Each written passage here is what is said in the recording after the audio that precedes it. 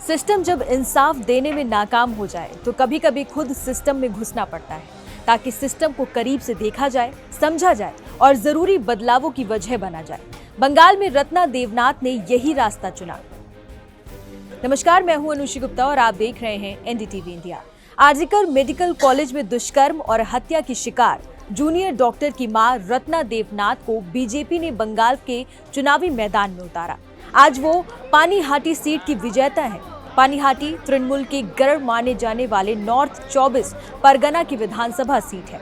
उन्होंने टीएमसी उम्मीदवार तीर्थकर घोष को लगभग 29,000 वोट से हराया है। बंगाल की चुनावी रणभूमि में रत्ना सिर्फ एक आम महिला उम्मीदवार नहीं थी। अगस्त 2024 में आरजीकर मेडिकल कॉलेज में उनकी बेटी के साथ हुई दरिंदगी ने पूरे देश को झकझोर कर रख दिया था। तब मुख्यमंत्री ममता बनर्जी के सिस्टम ने उनकी बेटी के लिए इंसाफ के रास्ते में लाख अड़चनें पैदा की।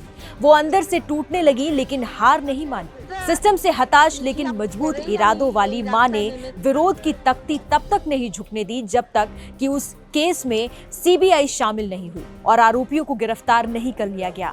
हालांकि पूरी तरह इंसाफ अभी भी बाकी है। इन 2 साल के दौरान रत्ना ने जो कुछ भी देखा और झेला, उसी से जन्म हुआ जमीनी हकीकत को पहचानने वाली एक ऐसी नेता का, जिसके लिए महिला सुरक्षा केवल एक मुद्दा नहीं रहा बल्कि एक निजी त्रासदी से उपजा नैतिक युद्ध बन गया।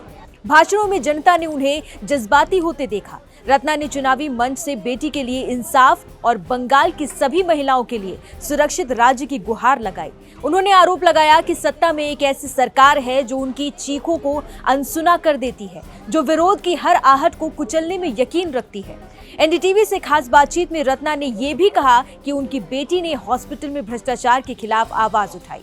उसने एक मुश्किल लड़ाई लड़ी। वो और पढ़ना चाहती थी, लेकिन आरजीकर मेडिकल कॉलेज के प्रशासन और स्वास्थ्य मंत्री ने उसकी जिंदगी छीन ली। यहाँ आपको ये भी बता दें कि हेल्थ पोर्टफोलियो खुद मुख्यमंत्री ममता बनर्जी के पास था, यानी रत्ना का सीधा आरोप ममता पर ही है। बीजेपी रत्ना के साथ हर कदम पर खड़ी रही। उनके चुनाव प्रचार में पार्टी ने पूरी ताकत झोंक दी। रत्ना ने जब नामांकन भरा तो पूर्व केंद्रीय मंत्री स्मृति ईरानी उनके साथ मौजूद थी। खुद प्रधानमंत्री नरेंद्र मोदी ने 24 अप्रैल को पानीहाटी में उनके लिए रैली की, जिसमें उन्हें बेटियों की सुरक्षा का मुद्दा पुरजोर तरीके से रखा। ये नहीं चाहते बेटियां खुले में घूमे, खुले आसमान के सपने देखे। चुनाव प्रचार के दौरान रत्ना अपने दर्द, अपने आंसुओं और बंगाल की बेटियों की सुरक्षा का मुद्दा महिलाओं तक पहुंचाने में कामयाब रही। पानीहाटी की महिलाओं ने भी रत्ना देवनाथ को निराश नहीं किया। उन्होंने अभया को अपनी बेटी माना। उन्होंने एक महिला उम्मीदवार नहीं बल्कि उस मां का साथ दिया जिसने सिस्टम के हाथों अपनी बेटी को खोया है। उस मां ने खामोश बैठकर तमाशा देखने के बजाय सिस्टम का हिस्सा बनकर चीजें बदलने का फैसला किया और इसी बात ने महिला मतदाताओं को रत्ना से जोड़ दिया।